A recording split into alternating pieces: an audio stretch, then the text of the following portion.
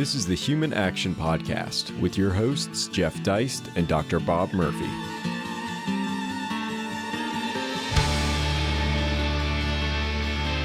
Ladies and gentlemen, welcome back once again to the Human Action Podcast. As always, I'm joined by my friend, economist Dr. Bob Murphy. How you doing, Bob?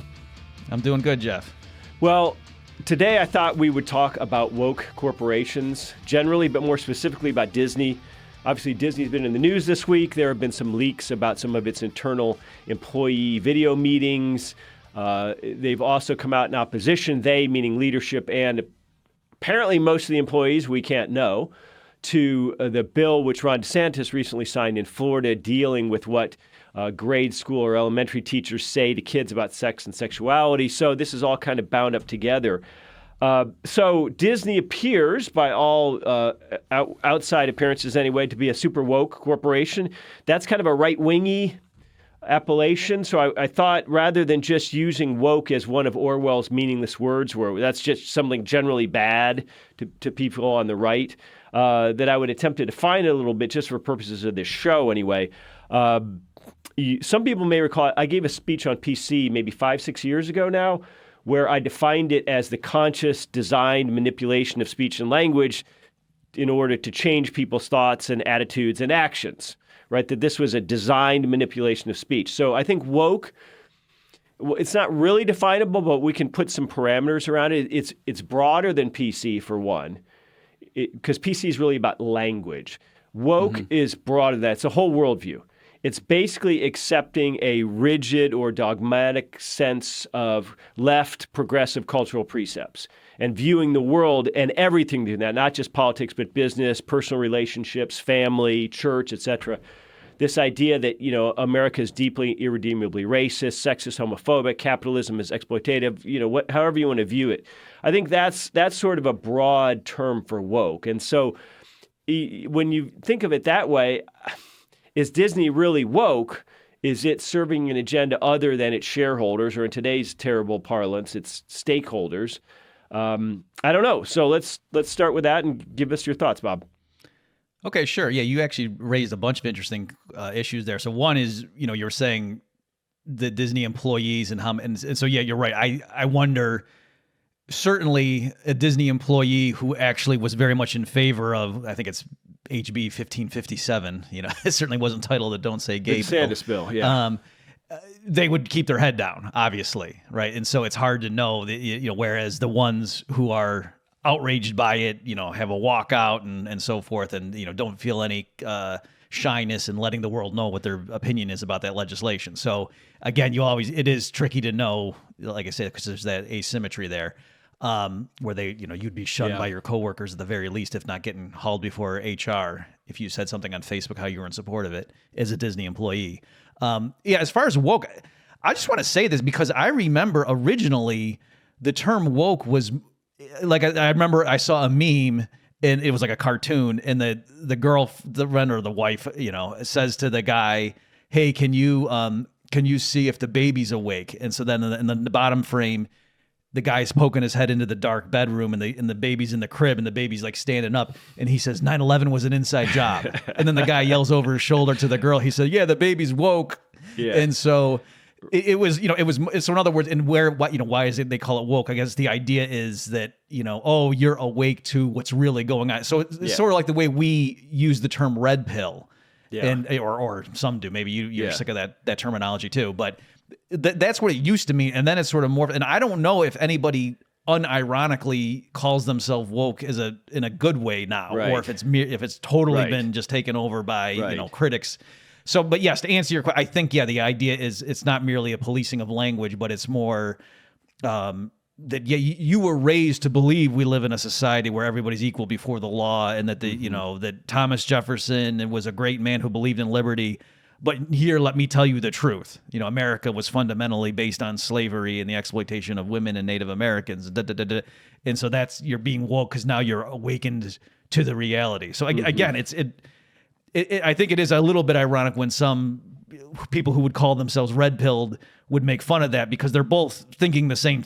In other words, they have the same view that the standard person's a moron who's had the wool pulled over their eyes, and I really see the truth that these powerful people are trying to trick us about. It's just they disagree on the particulars. Well, as far as Disney's wokeness, I mean, here's the thing. There's sort of two ways to look at this. One is that they can do whatever they want. They're a publicly traded private company. And if they want to make movies that appeal to a certain subset of America or make have other products, ESPN's owned by Disney. ESPN's pretty woke. If they want to do this and shade things politically or present a pro-LGBT agenda in their offerings, whatever, that's their business, and they'll suffer the consequences for it. That's sort of one view of it. The other view, though, when we think about critics on the right, we say, your job's to make money. And you should make movies that appeal to the most people, and you should care about all your customers. You shouldn't be alienating, half of your potential customer base with all this woke nonsense. That's certainly true. But I think if we're talking about, let's say, Mises or Rothbard, what's the goal of a company? Yes, it's to make money, but within the framework of consumer sovereignty and value, right? In other words, if Ford Motor Company makes cars, so Ford may morph into making EVs in the future as opposed to combustion cars, because that may be what I would argue a mixture of the market and the government making that happen. It's not really a market phenomenon. I think EVs is a whole nother show. But nonetheless, Ford would morph from combustion cars to EVs, and it would change its offerings and its service lines, but it would still be a car company trying to make money. So if you came along to Ford and said, look, I've got this business plan. You're going to scrap all these cars entirely, and you're going to sell widgets. You're going to retool your factories and sell these little widgets because I'm going to prove to you that you're going to make way more money. The margins on this are way higher. You're going to have fewer employees. Cars are you're going to make way more money. I think there's a lot of people at Ford, engineers included, who'd say, no, we at our soul, in our hearts, we're a car company. We make cars. So there's a tension there. This idea that if you could just make more money, people would drop what they do for a career and go sell crack because they can make more money. Well, no, most people wouldn't do that. So companies don't just exist to make more money. They exist for a variety of reasons. And I think it's that same thought process that has allowed the idea of stakeholders to seep in. And when you get into stakeholders, then I think Disney employees and Disney management start to look at themselves as these sort of heroic, noble progressives who want to be on the right side of history. And, they don't really have to do anything difficult like you had to in the civil rights movement in the 50s and 60s, where you might actually get beat up or arrested. They don't have to do anything like that, but they can signal and they can say, we're going to make these movies which feature an LGBT lead character or something like that. So I think that they view themselves in some broader civilizational effort to promote LGBT and rectify the sins of the past. And so this is the stakeholder worldview, I think, at Disney. Yeah, I think those are all great points, Jeff. And you're right. Strictly speaking, from an Austro-libertarian perspective, it's not that, a corporation should go out and just do everything to maximize profits or dividends or even share price. You could say that that's a good working assumption as to how it'll go.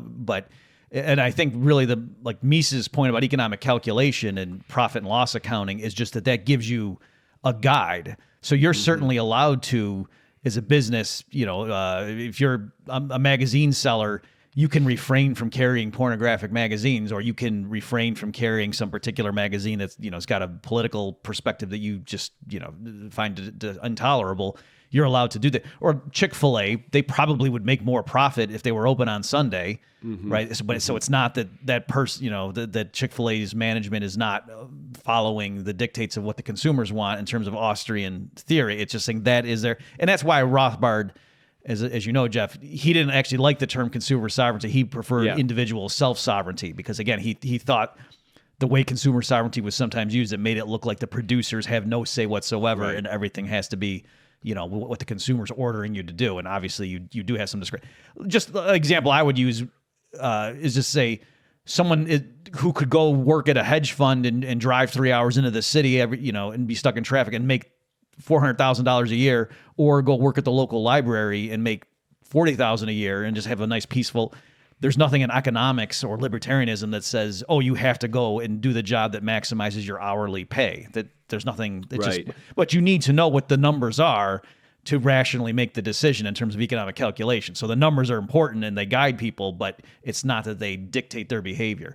And so, yeah, but also too, as far as Disney, what you're saying, the people on the right for years have been saying things like the family fun movies are the ones that make the most at the box office, whereas these artsy avant-garde, oh wow, so-and-so really pushed the limit at his career-defining role, typically is not a movie that brings in a ton of money. But yet, yeah, if you're a movie star and you're already rich, you want to have, amongst other things besides your fat bank account, is the accolades from your peers as to, wow, you really pushed the limits with that depiction you did in such and such role. And so, yeah, I think there's that element as well. The same thing for Disney employees that, yeah, they need to have a nice job or whatever, but also certainly, well, in those so-called leaked, again, how leaked was it if it's a big wide company meeting, but I think I forget the exact wording she used, but that executive was saying something like, oh yeah, when I used to work at other companies, I couldn't get away with this, but now I come to Disney and I found I was. So it's, in their case, they were saying there wasn't this apparent trade-off. And I guess ultimately part of what's driving this and what the right's complained about for so long is that on the left, if they're outraged by something, they very effectively organize boycotts, whereas the right, it's either because they're too lazy or they have some principled reason, like, no, I wouldn't use my money as a weapon, and hey, maybe we should.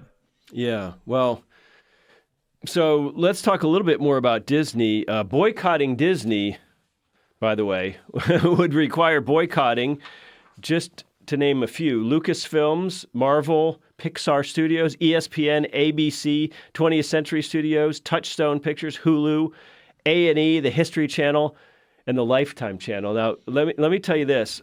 I got no problem boycotting the Lifetime Channel. That's the easiest boycott in the history of boycotts.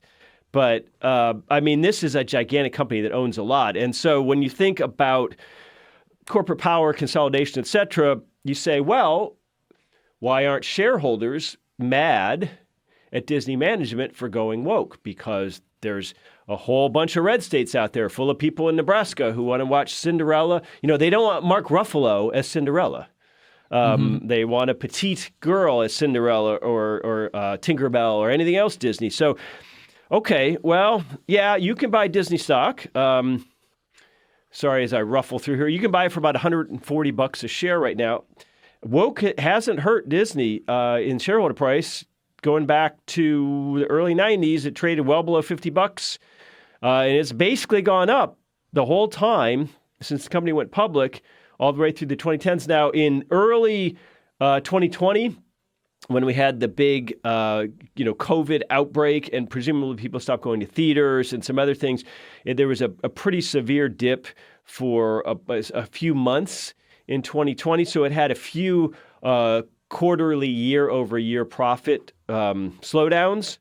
The rate at which revenues were growing went negative. But apart from that, Disney stock's been pretty solid over the years. So again, $140. But here's the kicker. Like with so many of these publicly traded companies, institutional investors own 60-odd% of it, including, of course, BlackRock, Vanguard, State Street. So yeah, you can go buy your 10 shares for $1,400. But what that's going to get you in terms of influence with Disney management is presumably negligible. So I guess when you talk about does woke hurt them, so far, Bob, apparently not, at least not at the bottom line in terms of share price and revenues.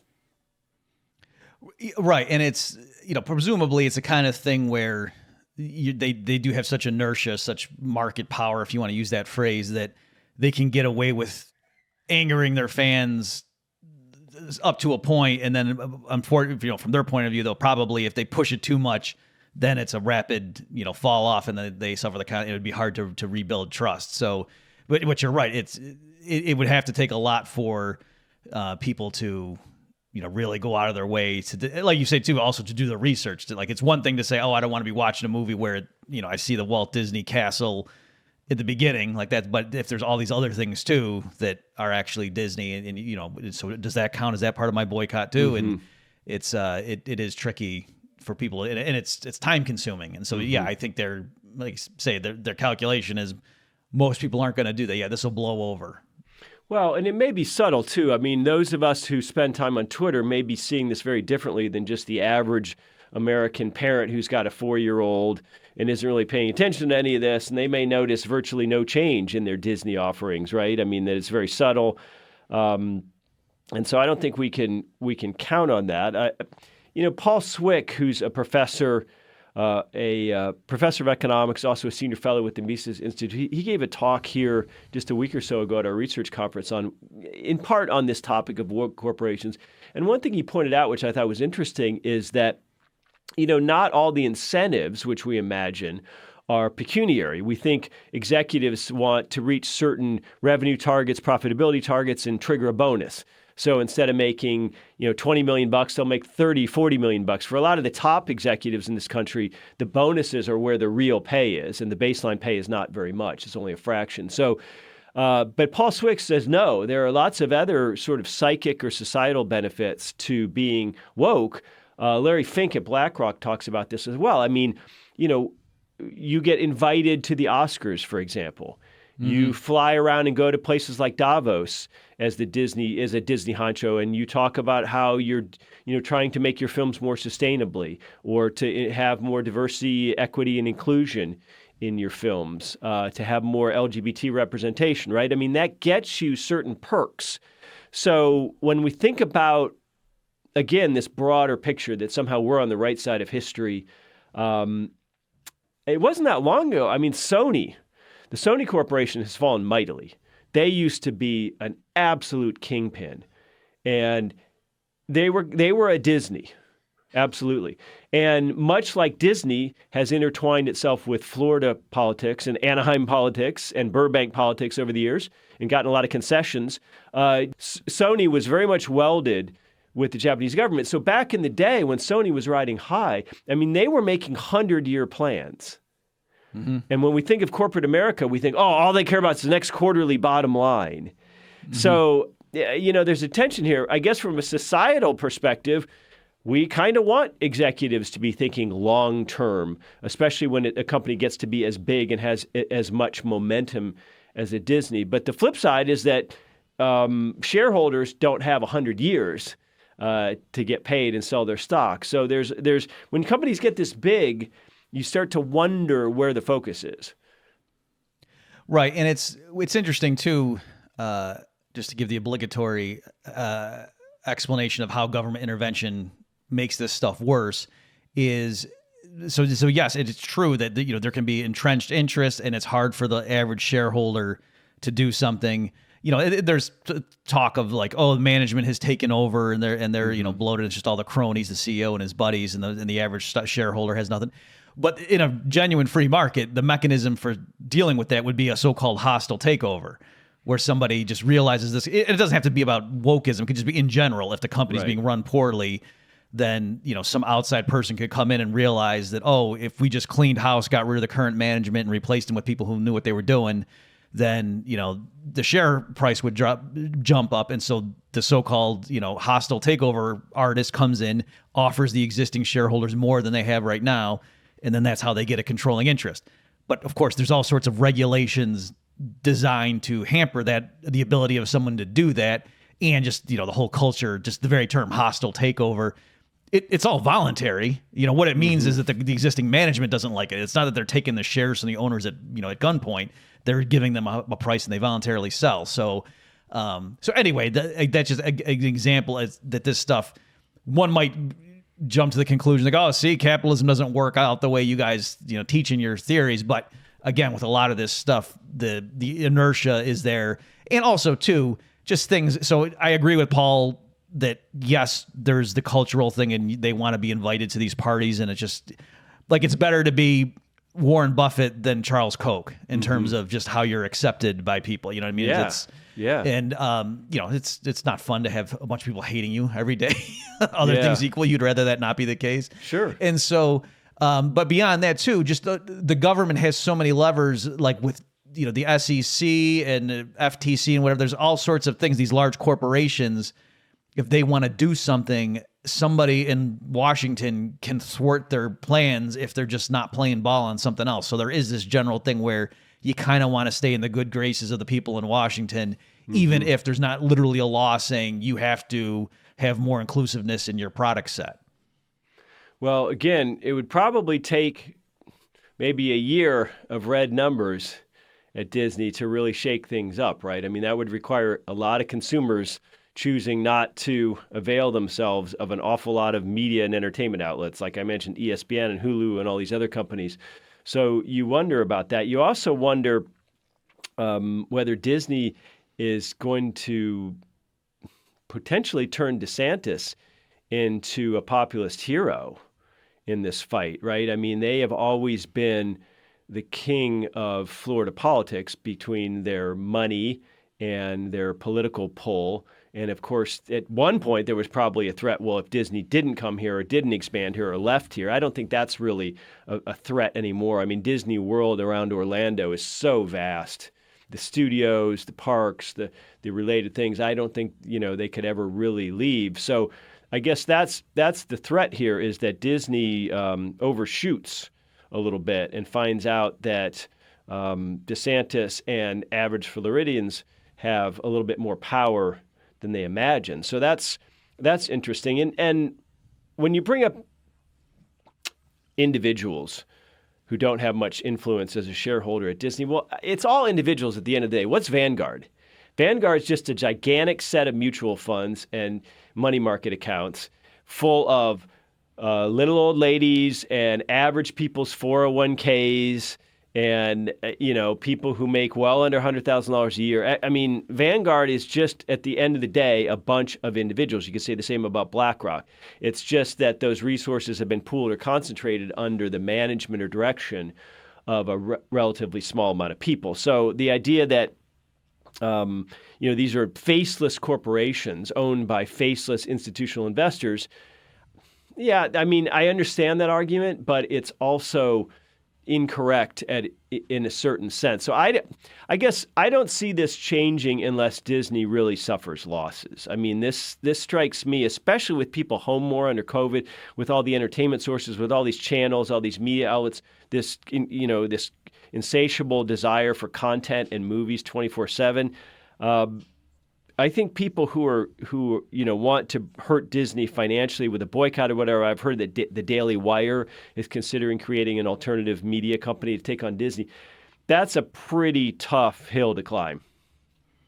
Yeah, exactly. And also because then you run into the danger too, where it's much better now, but like years ago, like Christian rock was very clunky. Like it wasn't, it wasn't like real music. It was Christian, where, like I said, now it's a lot better than it used to be. And so that happens a lot. Like you wonder, would you want to watch movies produced by the, Daily Wire network or something? And maybe you would, I don't know. We'll see. But it's, there is that danger when something is like, when its creation is not about, oh, we have this artistic vision, but instead we got to have our own platform to put out stuff instead of these, these crazy progressives.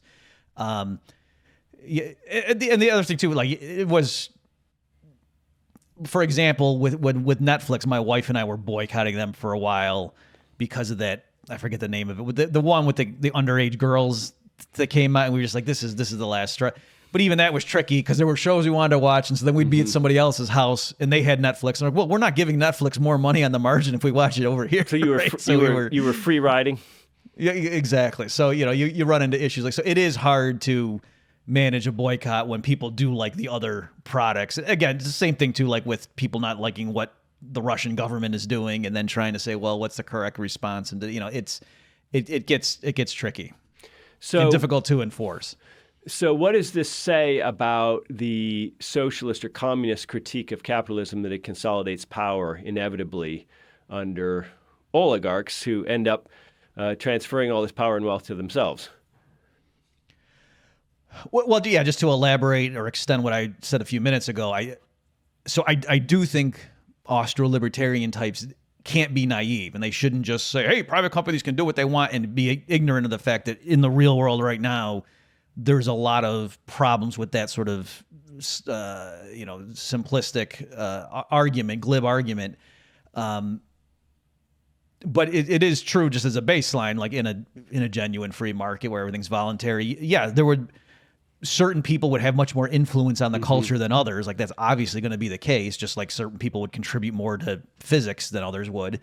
But ultimately, like you were saying before, that Vanguard, all these things are companies that are ultimately, made up of constituent elements, and people, as long as they have the freedom to transfer their allegiance and take their property out and move it somewhere else, that would be the ultimate check.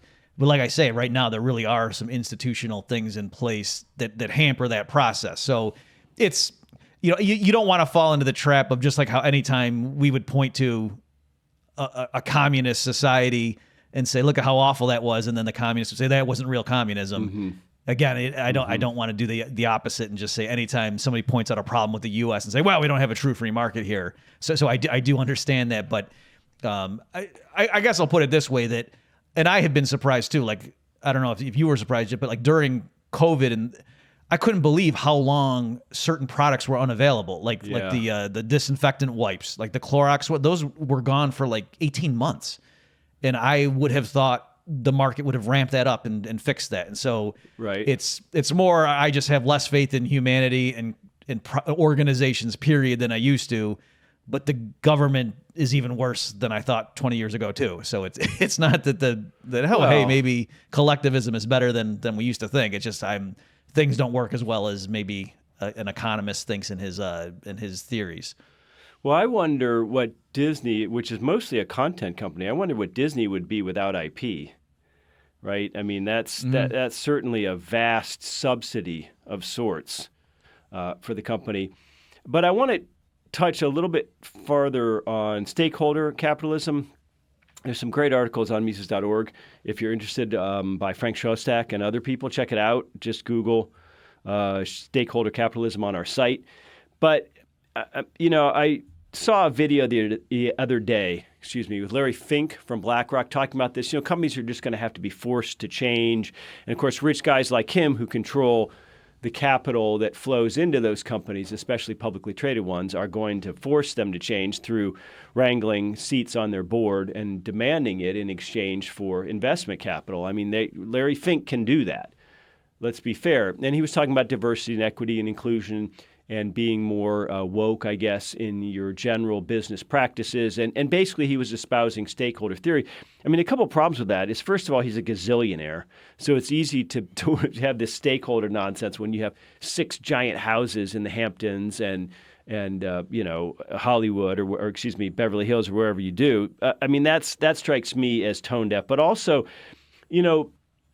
Larry Fink's whole career has been investing in companies profitably.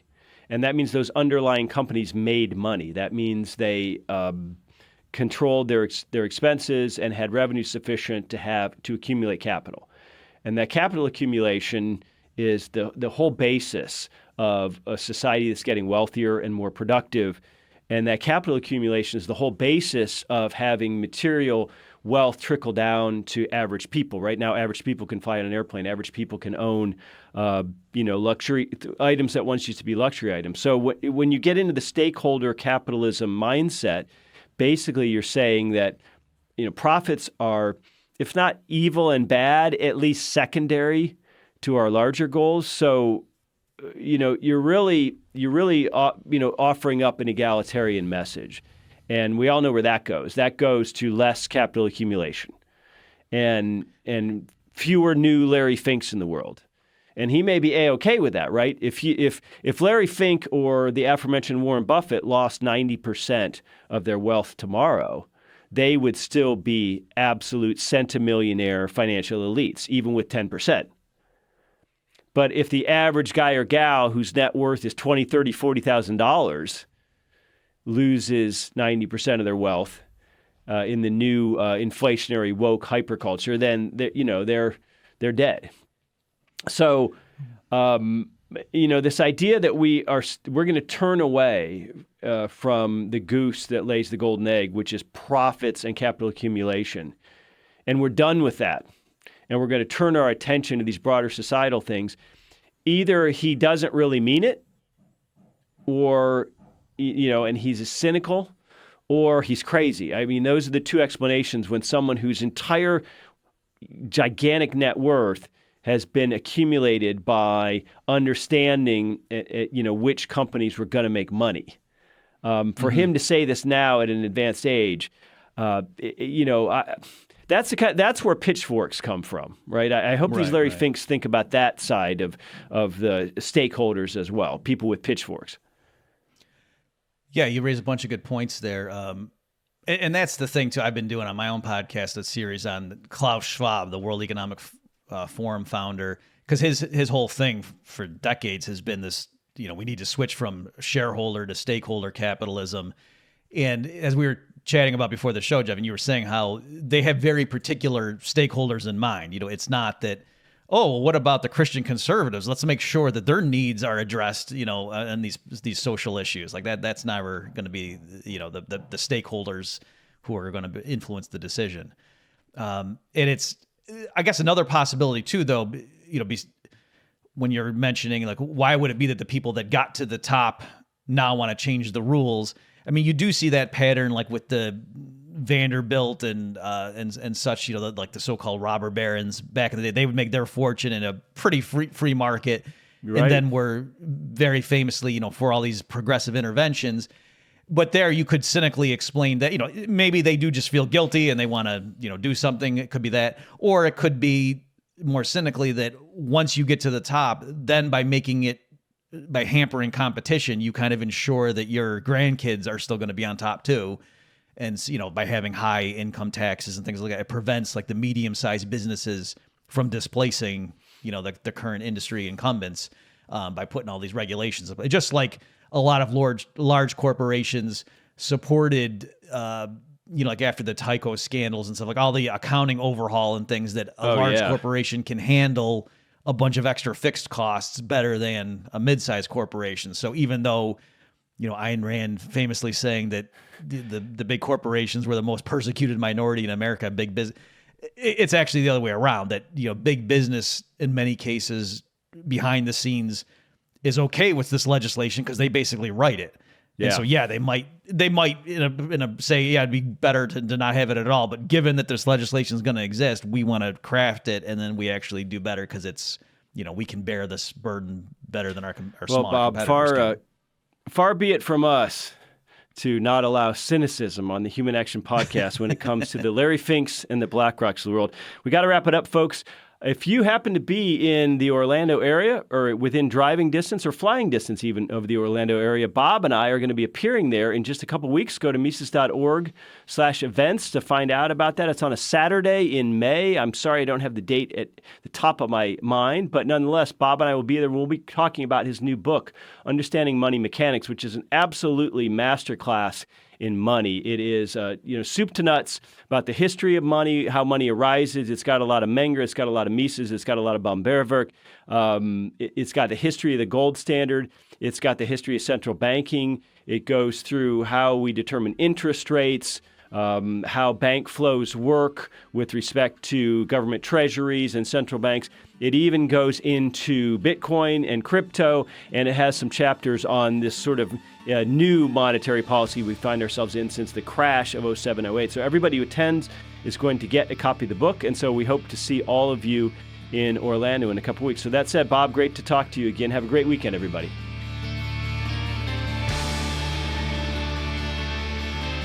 Catch Jeff and Bob next week for another show.